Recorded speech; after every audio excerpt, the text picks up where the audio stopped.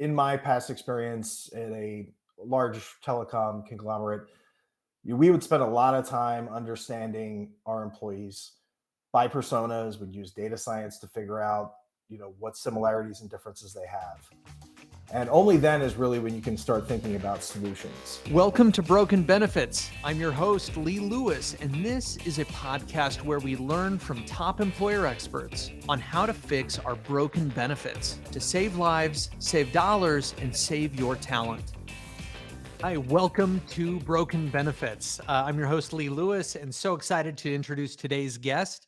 I am joined today by Steve Hoelper. He is a luminary that has been influencing our industry for many years. To give you a little idea of his background, Steve worked 20 years in digital health. He led 4 startups and worked in corporate startups and has worked in every vertical within healthcare, whether it be on the provider side, marketing side, pharmaceuticals, and the like. When he managed a health plan, which he did for half a decade, Steve oversaw the spending of over 7.5 billion with a B, dollars in healthcare. In addition to that, thanks to his efforts, his employer saved over $575 million. And today he is going to be walking us through the ways that he thought about healthcare, the ways he deconstructed it, and the tactics and strategies that we can all use while managing healthcare benefits, whether just through the benefits or as a business leader. And with that, let's bring him in here. Steve, welcome to the show. Hi, Lee. How are you? Good to see Fantastic. you. Uh, Thrilled to get into this. Want to jump right in. Steve, many people who manage health plans today don't understand or think about the problem, I think, with the same kind of multifaceted approach that you have coming from so many different areas. Would you mind deconstructing a little bit for us? What is broken about healthcare today from the vantage point of an employer? Wow. Well, I have to say, employers do an awful lot to make sure that their employees are healthy. We know that, and it's been it's been an evolution over time. There are many challenges. I don't want to go into the pandemic for a very long time, but prior to that, there's been this process of figuring out how to get employees to engage in their own health, and that's always difficult because it's behavioral change.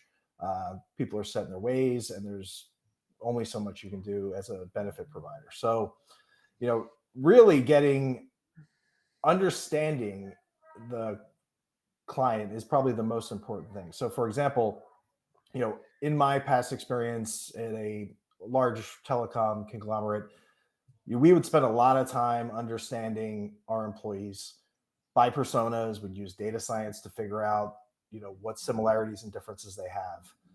And only then is really when you can start thinking about solutions.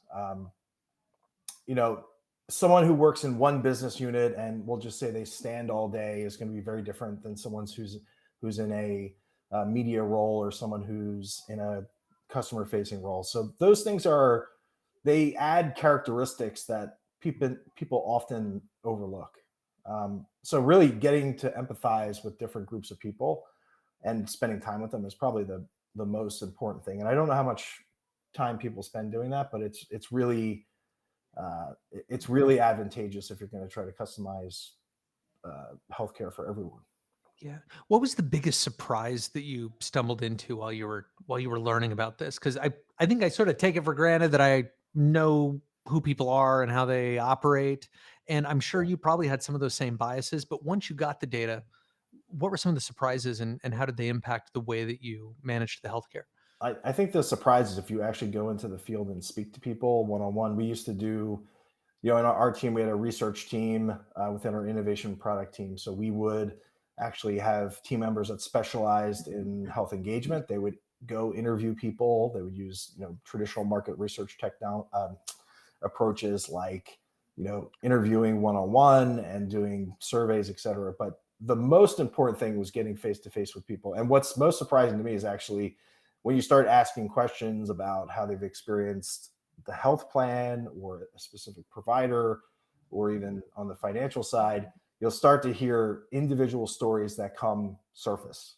And in those individual stories about, well, I had a challenge with, accessing a lab in this state, or had a challenge with getting reimbursement for this, um, it becomes very emotional because they have personal stories attached to it. So I think one of the things that people take for granted, if you're not in the benefit space, is that all of those employees have families, they have caregivers, they have dependents, and you're responsible for all of them. So you need to make sure that you understand as much as possible. So that's like that primary research is a critical foundation. That's fascinating. And I agree with you. I think a lot of employers don't necessarily do that. Um, this tactic, sort of thinking about it in terms of almost as a market fit kind of approach to healthcare, and looking at them in different personas and different needs of different people in different roles. That's, I think, a really good example of one tactic that you used that was different than the norm. What are some of the other tactics that your team used that would probably be considered novel Yeah. or very outside the norm?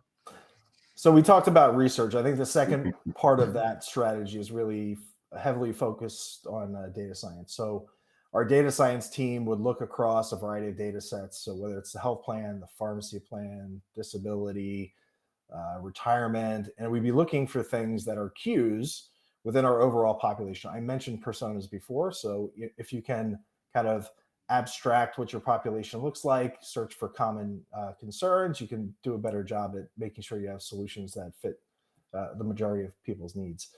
Um, the We would leverage our data science team to identify not just trends, how do these things correlate to one another if it's something completely unrelated.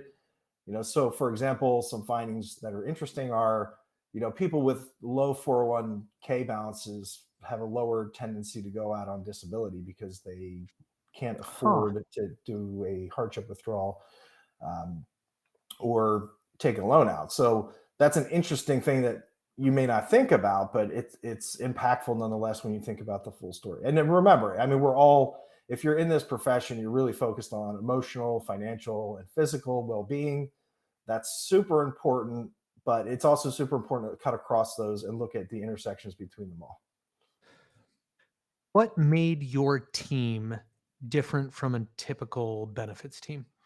I think our approach was, because my background is, as you introduced, I was, spent a lot of time in product development. So it was, when we stood up the team, it was, how do you build an organization that looks like a product development team within a startup? And it's, have a team that focuses on product development. And I'll explain what that is in a minute. The data science team, as I mentioned, the research team. You have an agile team that's helping to expedite things to make it go faster. Um, and change management was also a huge aspect of that, making sure that any changes are made or communicated appropriately, working with the appropriate communications teams. So when I say product development, I mean, physically partnering with a startup who has some, they may not be super mature, but they might have a very unique idea. And we would take them through like an accelerator. So we'd sign up with them.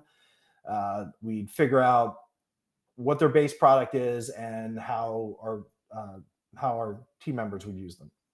And then we So, would, good. oh yeah, so like an example. So you're sitting in benefits. Yeah. You're sort of a super customer because you guys spend over $1 billion a year in healthcare, and you're looking at all these point solutions. And so you'll find a point solution, let's say a telemedicine company that you like. You then would sign the contract with them, or this is still kind of during the negotiation process. You start moving them into this kind of startup So it's incubator. a good point of clarification, because this, Lee, having worked with me before, is that benefits leaders are inundated with vendors. Inundated. I mean, Completely. in my No first question. week, we put together a database with a website where people could register, and thousands upon thousands of companies, and you wouldn't believe that there were that many exist. Right. The value in that is to look across those companies, what they're offering. You see a lot of what's good and what's not good and what could be better. I myself, previously being a scientist, I liked companies that actually took the approach of using outcomes research and validating their products. I thought that was a really good approach, and there's many companies that do that today still. But yes, to answer your question, we would we would find and vet those vendors, and then we take the ones that had the best potential and were flexible enough to do agile design the way we wanted to. So Okay, you get, take just a second. I don't know anything about anything. What in the sure. world is agile design? So we would use user centered design, but we do it in an agile way. So we would, when we onboard one of these companies, here's how the process would go. The first thing is, give the internal team an overview of what they do. Number two, set up some meetings in the field. So with our employees, say, hey, how would you use this? Do you think this is useful? Is this something you would pay for? Because paying for something is really the highest indicator of whether it's going to be used. So Fascinating. we You would, asked your employees if they'd be willing to yes, pay their own money for a benefit that you're probably going to pay for them as a way to gauge whether or not they'd even like it. yeah, and just remember, depending on the type of benefit, they may be paying for it anyway Hmm, through their premium. So that's great really point. important to understand that. So um, we would go through the process of distilling that feedback, and then we would work with the vendor, and we would invite them to come with us. We're not doing this on our own. We would distill that. We'd go through some product development, like, okay, based on what we heard, how are we going to design this? How are people going to use it? Who's it good for? Who's it not good for? And then they would go and they would sprint out the design of the product. They would show it to us, as you would, properly do every sprint at the end of it. So wait, And just as a mhm, clarifier, then you would get feedback on how your people would like this product or yeah, how they might use it. And then you would go to the vendor and tell them changes they needed to make in their product. we would work with them as a single team. So we would be on their development sprints, and we would be making, they would be showing that what they've delivered in that period of time. And why that's important is because we would do scaled rollouts. So we would do in one state or one region, et cetera. But before we did that, we would take a refined design and we would get in front of more people. And this would be a different type of research. So it's not, the concept level research. This is more like, Mm. here's an actual product. Let me put it in your hands, use it, and we're going to observe how you're using it, whether you use it, whether you would continue to use it, and you know take all those findings back into yet another design sprint, and we would do the same thing. So it's important to kind of iterate, get feedback before you do these launches, even in pilot areas, because this is investment, it's dollars. If it's not going to have the outcome that you want, you maybe shouldn't do it. But I just found from my experience that the outcomes that you get from solutions that you um, collaborate with them on for your population is a much higher probability of some sort of outcome that's going to benefit Did your you ever run employees. into vendors? Did the vendors ever say, "Ah, my product's awesome today. Yes. I don't want to change it." How did that negotiation play out? We typically didn't work with companies that had that attitude because um, it's not how we chose to work, and it wasn't how they would be uncomfortable working in that way. There were a couple that we kind of wrestled into uh, working in that manner. But I can tell you the ones that are off the shelf often, um, you actually, if you look at the hiring boards right now, you'll see a lot of people in benefits are hiring, like the vendors are hiring marketing people to do member engagement to recruit. They know this because there's only so much share of voice that happens within a corporation. So just think about this: you're a benefits person, you need to get your new benefit out, and you're competing with quarterly results for the company, bonus time. Every month there's some sort of event that's important, and there's just not enough share of voice to get the word out. So as a result, a lot of these benefits, this, Lee, they've got 3%, 5% Yeah, utilization, 3-5%. unless it's Nobody hard knows about steer them. on like a fertility program where you'll get very good results. But otherwise, the engagement's pretty low. I've always thought that the future of managing a health plan really is an advertising job in a lot of ways, because as we find solutions to problems, it's like, okay, we've got solutions now. We can make sure we got a great diagnosis or an accurate diagnosis for cancer or for Mhm. chronic pain. We now have therapists who are standing by to take your call if somebody needs to talk to somebody, the challenge then becomes how in the world do we let everybody know what to do when they need to do it and where? Okay, pulling that thread a little bit. I'm a benefits manager. I run a, I don't know, 1, 2, 3,000 life company, or even a 10 or 20,000 life Mhm. company. I can hire one person to help me get into this. I can't build out all these fancy teams that you had at your multi-billion dollar company. Mhm. What, or multi-billion dollar health plan, let alone company. What are, who am I going to hire? You're advising me. Tell me who to hire and how, and what's the kind of the first, second, and third thing that I should do to start managing my health plan better. So it's a good question. If you're talking about an internal hire, I mean, my first recommendation is someone who specializes in data science. And I'm not saying Okay. analytics, I'm saying data science. So, to Okay. the extent that you can get access to the data, you should. The first thing I did when the role that I took was created, and just keep in mind when I started, it was me. I think the team grew to somewhere around 25 at 5 years later. But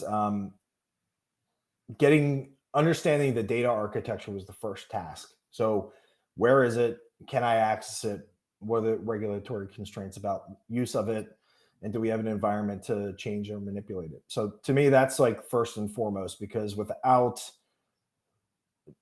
being able to measure, you're not going to be able to understand whether you're performing well. If you're you I mean, you can take the word of consultants, so there's nothing wrong with doing that. I think many of them do a fine job, but I think there's some value in verifying for yourself and having some additional information to drive what your strategy could be. Interesting. So data science person, not an analyst. And Not I'm a analyst. lay person. I don't necessarily know the difference between those two. Yeah. So when you train to be a data scientist, I mean, part of what you do is data cleansing. So that's Okay. like 99% of the work that has to be done. So when I Okay. say data scientist, I'm talking about someone who has a statistical background and can do linear regression and analysis of variance and those types of things, because depending on what type of analysis you're doing, you're going to want to look for, you know, correlation. If you're very good, you may find causation, which is doubtful, but the point is you want to look for things that are related to one another. Is there an impact on the health plan if you make a change at the PBM? And the answer is yeah, there is. You just don't know what it is. So Hmm. keeping an eye on those interrelationships between your data sets is important. Okay. Now I've got my data scientist. I'm starting to work.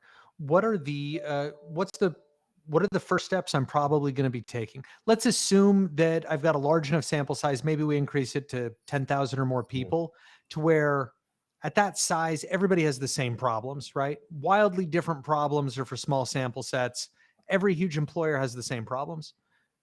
I now identify those based on what you know running $1 billion health plan. What are the tactics and the things that I've got to probably button up first?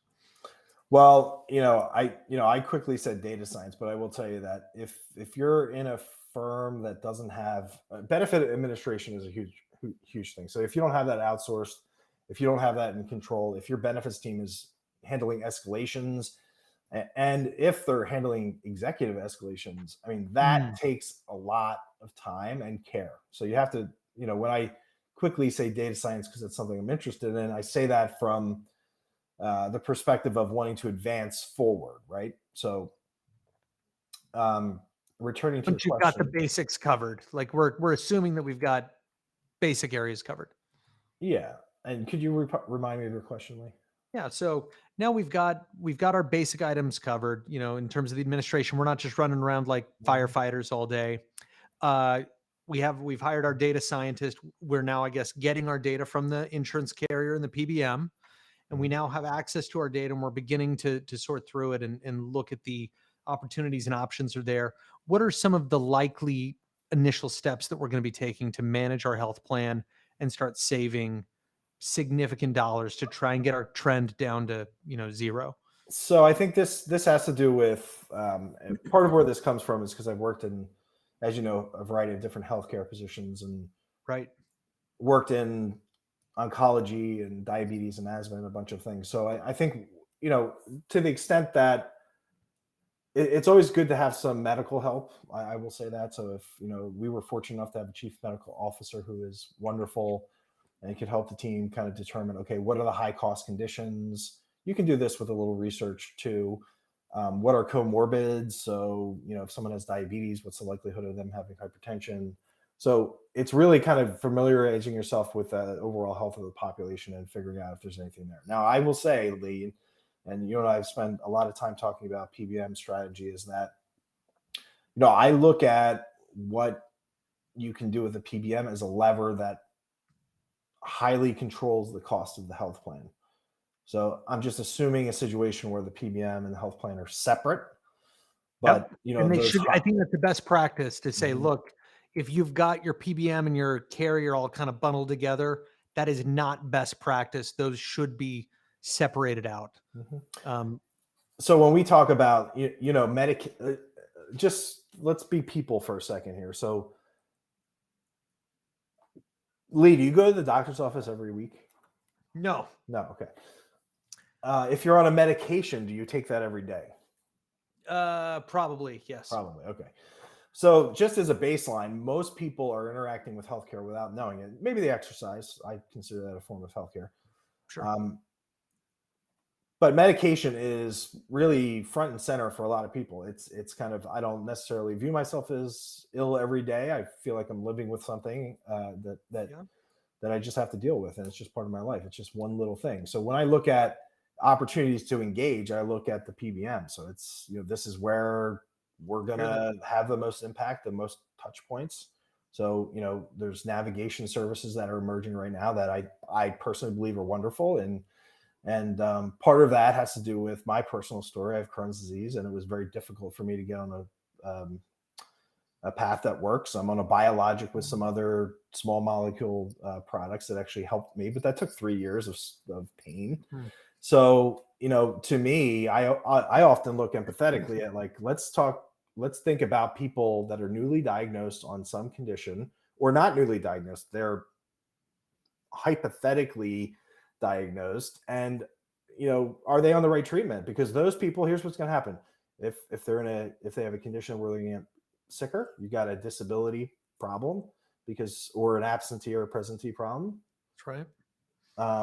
You're going to have more health plan costs because they're out of control with their so it just, and they're going to have experience physical and emotional stress through this. So I Yep. feel like, Presenteeism, performance, there's a whole cascade that goes into that. so for me, if you can master this concept of getting someone on a therapy or a treatment as soon as possible, I feel like there's a huge opportunity to make inroads there and make everyone, it's wins all around. Better experience for the employee, better outcome for the health plan.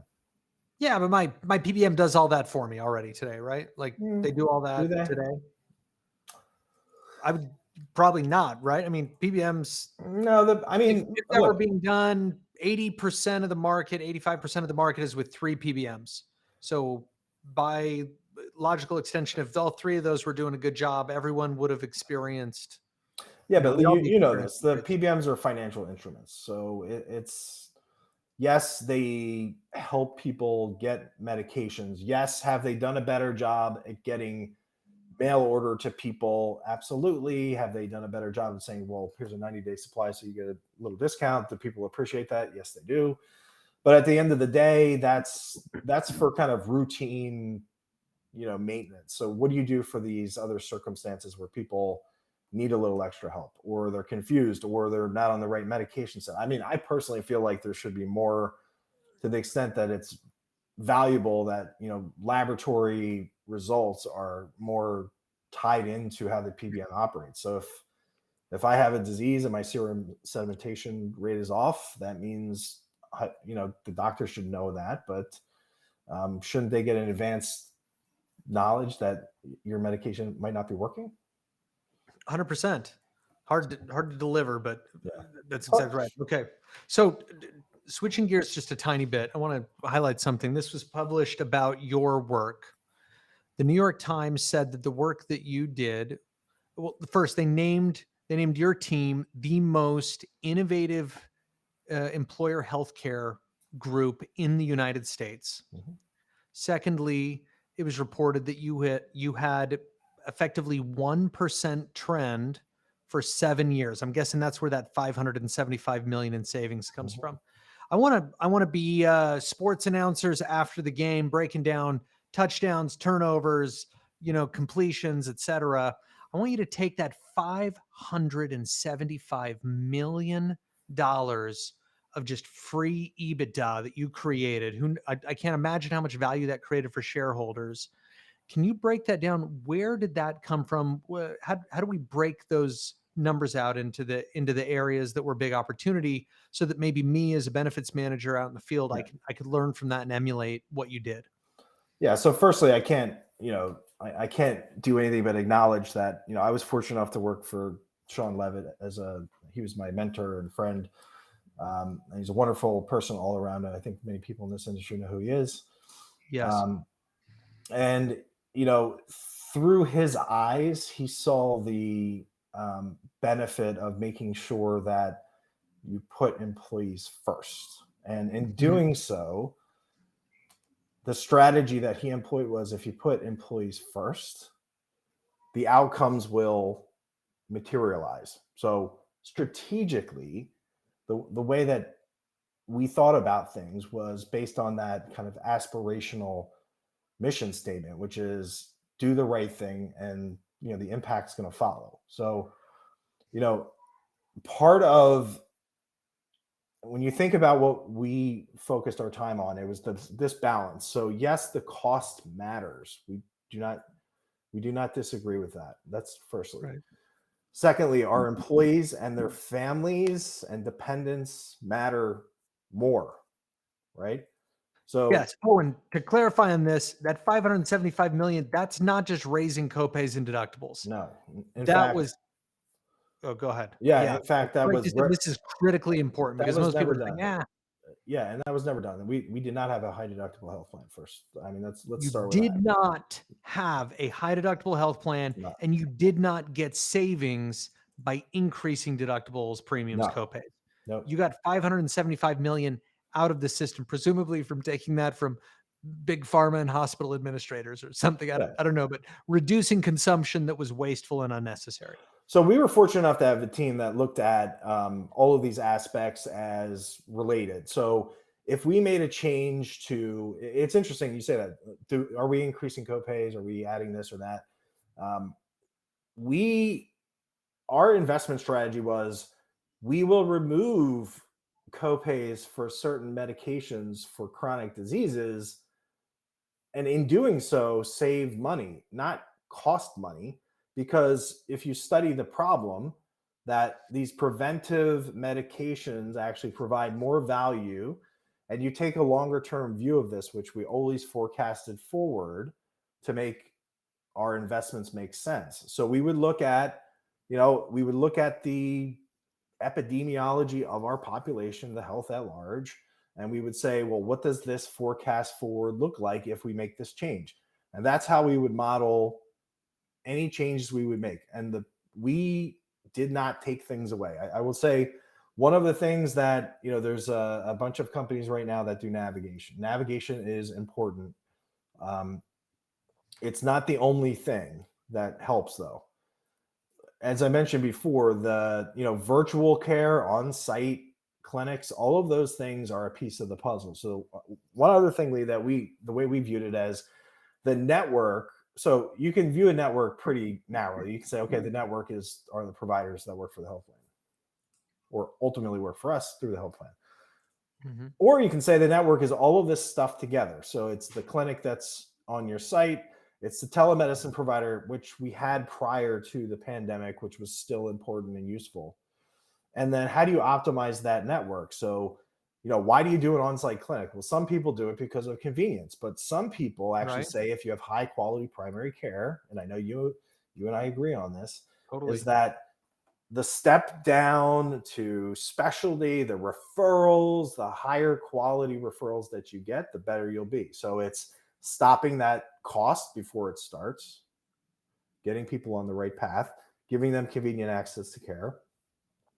Um, the other thing that we did was, and I'll tell you something fun with data science. So you all, Lee, you're in Texas, so I know you know this. So there's Yeah. like urgent cares like Starbucks in Texas, Yes. right? And most of them are like freestanding emergency rooms. They're way Now, yeah, worse now than they have like urgent care. specialty urgent care, like you broke a Yeah. bone, go to that specific one for that.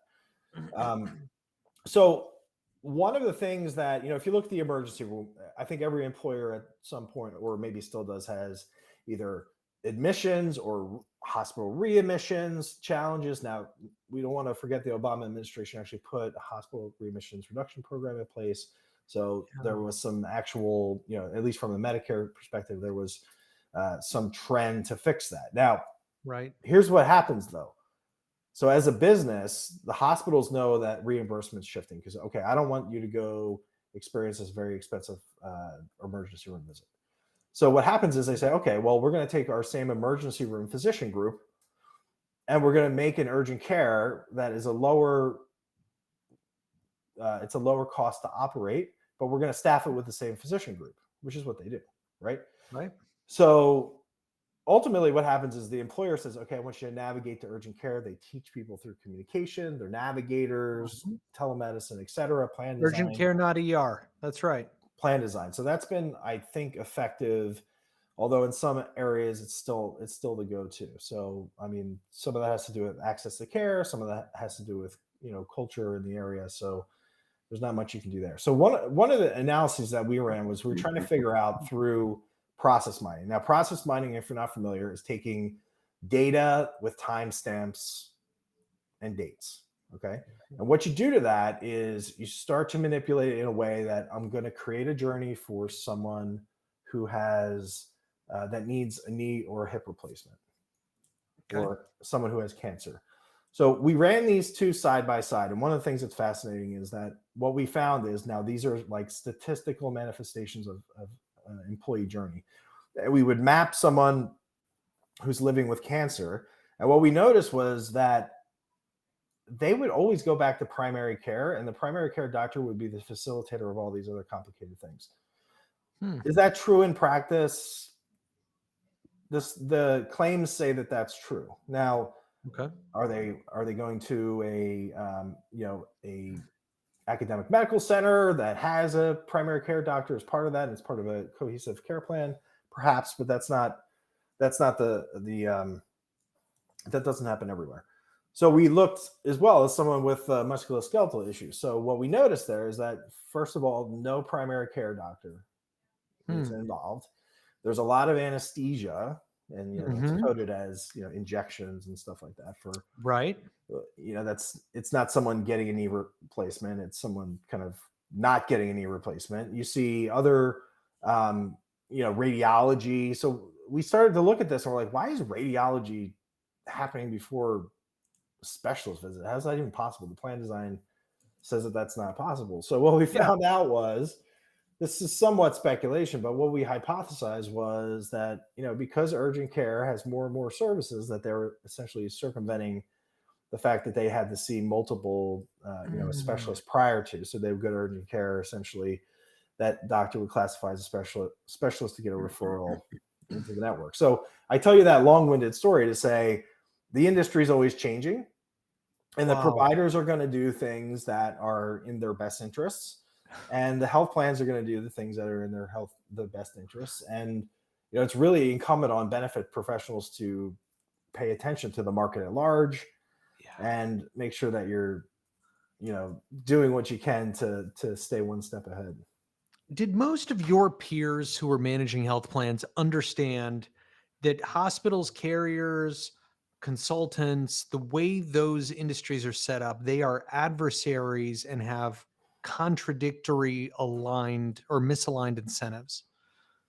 I think there are some of the more senior benefits leaders definitely understand that. I think they spent when you look at some contrast, they spend a lot of time on contracts. Contracts are important. We know that there's putting Right. contractual controls in place, so that is a kind of strategy for cost containment. But more or less, I'm not sure how much people study healthcare at large as an industry to help make informed decisions. It's almost more and more I'm running into, I just assume that everyone is sort of initiated on that point that, hey, although we have people that we care about, love, get along with great, they're our friends, Mhm. nevertheless, like your friend who plays on the opposing team, when you get out on that field, you are adversaries, even if you go, drinking together right afterwards. But on the field, you are absolutely adversaries. And that is something benefits teams are getting absolutely run over by carriers, consultants, providers, et cetera, all of whom might be their friends. They might even be on the board of the local hospital. But man, when you are running, even if you are on the board of the local hospital, if you are in the seat of running that health plan, that is your adversary because their incentive is absolutely misaligned to your own. And we don't want that to be the case. We want to build a system that isn't like that, but that doesn't exist today. What is the biggest success that you had? And maybe it's the area where you got the most savings or maybe you had So the it's most it's impact on not that. it's not that. It's one of I just learned about this. So one of the vendors that we had worked with who focuses on um, mental health. Yeah. They position themselves as it's really someone to talk to. They use motivational interviewing. It's based on chat. And I was just Yeah. talking to this a friend of mine, and they had gone through this process of that I described, this kind of this startup accelerator, and I heard back from them that the outcomes on to how they refer to other benefits is higher Hmm. than they would see from other traditional navigator services. And what's interesting about that is that Wow. um, there's a lot of time spent with working with startups to make sure that they can produce an outcome, because at the end of the day you still have to prove an ROI. Right. And it sounds like for their entire book of business, they figured out and took the learnings from when we were collaborating and figured out um, how to make sure people are getting timely information that leads to better response to their call to action. So if it's identifying a Mhm. problem in the diabetes space, that they can get them to a service to help. To me, that I thought that was fascinating, because all of the work that was put in to study that space and figure out why people don't take recommendations from benefit navigators, and then sometimes they just fall on deaf ears and they don't necessarily take action on it. It was Wow. fascinating for me to see a much higher action rate. So to me, that was special, because there's a lot of time and energy going into figuring that out, and for them to have that across their book of business several years later, I think is fascinating That's awesome. And this was outcome. a vendor that you found, you liked, you brought them into your Yep. plan, you guys worked together to create something awesome. Yep. I love that. I want to know about a big part of making a difference in this industry is taking a step into the unknown. It's taking a risk, a calculated risk, but still a risk. I want to know about kind of the biggest risk that you took that paid off really, really well for you guys. And also, I'd love to know about a big risk that you took, or even if it's big or small, either way, but a risk you took that did not work out, and how, and how you were able to normalize that and work through that. Cause a lot of people might, that might be a pretty nerve wracking thing. And I want to make that more normalized and more acceptable. So one that worked out and one that didn't work out. You got it. I would say the one that worked out, we had a hypothesis that through leveraging some data science to target employees specifically based on their needs and do some targeted messaging to them through one of our navigation platforms, and do some A/B testing with one population being people with children, and one being people without, and running a campaign over a period of time with multiple touch points, Hmm. with a pretty big investment, because it was probably $1 million investment to do that. Hmm. Um, it ended up being very successful because we took the time to set up this campaign using data science to target, making sure we had the population right, sending those messages out in sequence, so sequential messaging. So, an email here, a phone call there. And what we ended up getting, because we had access to this data, is, from click to close, so that message to a claim, when I say close in this instance, we were able to actually see that the action was taken. It's registered on the health plan as a claim, and it happened. And as a result of that, we saved much more than we spent. And it was a huge moment for the team, because we had like I said, we had done this in a iterative design way with this firm, and it ended up turning out to be a really good product offering. So you got your whole population, you divided them up into some different cohorts. Yes. You prepped an email messaging campaign. A couple different ones, just to Couple make sure we different had ones with different variations. Correct. You blasted those out to the populations. So these and were then dependents and you were able to employees. track, hey, what was the close rate? And you're able to do, hey, here's 500 and 500 and see what the rate was, and then adjust, and another 500 and 500 and adjust, in order to get better and better hit rates in your communications campaigns. And what I'm saying is that, yes, we were able to refine that, but the campaigns actually work because we could track. One of the things with communications to space, you're often left to only the vanity metrics, so sent and open. What I'm saying is we actually tracked sent, open, click through, and then all the way to the fact that this message was sent to someone who had a claim for the topic that we were promoting. Like if it was a flu shot, for example. Trying a flu shot. Simple Okay, one, yeah. Great example. That's awesome. Okay, now one that didn't work. There's many that didn't work. That's glorious. That everyone listened to that. This is someone who is one of the most decorated health plans that has been in the last 30 years. And there were many, many attempts that did not work. That means that quantity is quality in many cases, because as you do more, you find the big hits that do work. There was a musculoskeletal pilot that we ran, and I will just say, let's split out what success means. So the engagement was good. The people that used it loved it. It helped them to figure out, like, should I get a surgery? Should I lose some weight? Should I exercise more? Should I do physical therapy? Okay. And it really helped establish that relationship where someone can get through a hard time. Because if you've never met someone who needs a knee replacement, it's not easy for them. They're suffering on a daily basis. They might be taking injections. They might be taking painkillers. It's not a good situation. So that was a really helpful one. I think we looked at the size of the pilot and the cost per session, and the ultimate ROI didn't make sense. I think the cost per utilization was a little high. And just, I don't want to go off on a tangent, but I'm not one for PEPM or PMPM models. We were trying to focus on utilization models that made sense.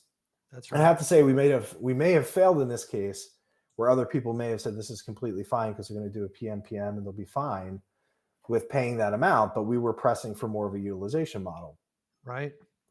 The sad part about this is this particular pilot was actually published in a peer-reviewed journal with fantastic outcomes. So when I say it failed, what I mean is, by any objective measure, it was a colossal success. Okay. But in reality, from a business perspective, it didn't make sense. Oh, that's remarkable. Talk about sort of snatching failure from the winged jaws of victory. Depending on the way that you look at it. So, kind of last question here. Give me some advice. How do I make benefits people love? Find benefits people that love people. That's the first step. I would say, You told me to find benefits people that love data, though, too. I mean, so unpack that a little bit. Yeah, I think you have to treat benefits as a business. It's in fact a very large P&L, whether you realize it or not. I don't want to say it's just an L like the loss side, because those rebates come back. It adds money back into the system. It's important because the CFO is looking at those numbers, and um, you are relied upon. Here's As a benefits professional, you have a dual fiduciary duty. You have one to the health plans or Hmm. multiple plans that you manage, and to shareholders. So to me, that's one thing to be proud of. Like, that is your role. Your role is important. The other thing is, and I will say this until I'm blue in the face, people, it is about employees, but their families are there too, and we often don't think enough about their families. So people that can be empathetic, understand the full situation, because it's not just the people you see down the hallway that are experiencing these benefits. It's their families, it's their children, it could be their children up to in their 20s. So it's an important distinction to make sure that you have people that can focus on the fact that it's a business, the fact that these are people and they have families, and the fact that you have this fiduciary duty, um, which is why I like that role. I liked working in that space because you felt good about what you were doing for people. That's it awesome. it does seem it gets lost a little when you have a lot of corporate transformation. Some of those aspects can get lost, but at the end of the day, you're still doing important work. Totally agree. Listen, thank you so much. So much great information here as well, and for joining us today. Hey, if somebody wanted to learn more from you or reach out or connect with you or learn more about what you're doing now, what would be a good way they could get in touch with you? LinkedIn's the quickest way. I'm happy to connect with anyone who wants to chat. Perfect. Well, thank you so much for joining us. Thanks to the audience also. If this was helpful to you, or there's some tidbits in here that were, helpful to you in carrying out your role, please send a link or invite a friend or a colleague to be able to listen in as well. And we appreciate you for joining us on Broken Benefits. Thanks for joining us on Broken Benefits. If you enjoyed today's episode, please subscribe to our YouTube channel or on your favorite podcasting platform. Also, please share today's show with a friend or colleague. It's free to do, and it helps us spread the message to as many people as possible. Until next time.